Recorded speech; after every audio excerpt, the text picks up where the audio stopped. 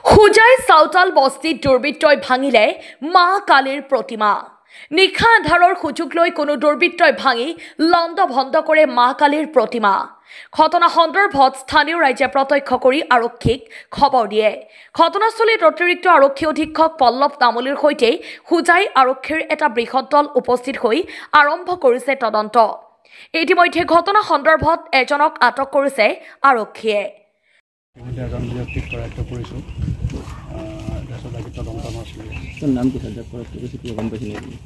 Already কৰায়ত্ব কৰিছোঁ, তদন্ত চলিছে।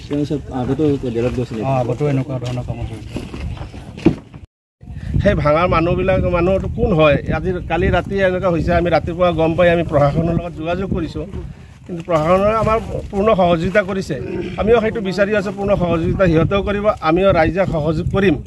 কিন্তু এইটো আমি এটা বিচাৰি আছোঁ যে এটা উচিত তদন্ত হওক, উচিত তদন্ত হৈ উপযুক্ত দুখীয়া শাস্তি পাওক, সেইটো আমি কামনা কৰিছোঁ।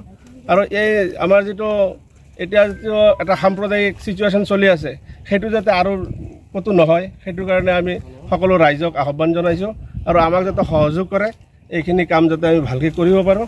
আৰু মোটামুটি আমি চবে এই অঞ্চলৰ সব মানুহে যাতে গম পায় যে এনেকৈ এটা ঘটনা ঘটিছে, আৰু যাতে কোনো মন্দিৰত এনেকুৱা ঘটনা নঘটক, সেইটো আমি কামনা কৰিছোঁ। আৰু এইটোতো আমি এতিয়া ৰাতি হৈছে, এইটোতো আমি গম পোৱা নাই। আমি ৰাতিপুৱা গম পোৱাৰ লগে লগে আমি যোগীজান থানাত গৈছোঁ। তাৰপিছত আমাক অচি ছাৰতে আহিছে, আহি তদন্ত কৰি আছে, কি হয় উচিত দোষী শাস্তি পাওক, সেইটো আমি বিচাৰি আছোঁ। এইটো মন্দিৰতে হৈছে, এইটো ৰাধানগৰ গাঁও পঞ্চায়ত এৰিয়াৰ যিটো পঞ্চায়ত ৰোড চাউতাল বস্তি, এই তাতে হৈছে। আমি গম পাইছোঁ ৰাতিপুৱা মোটামুটি 9:30-10টা মান বজাত।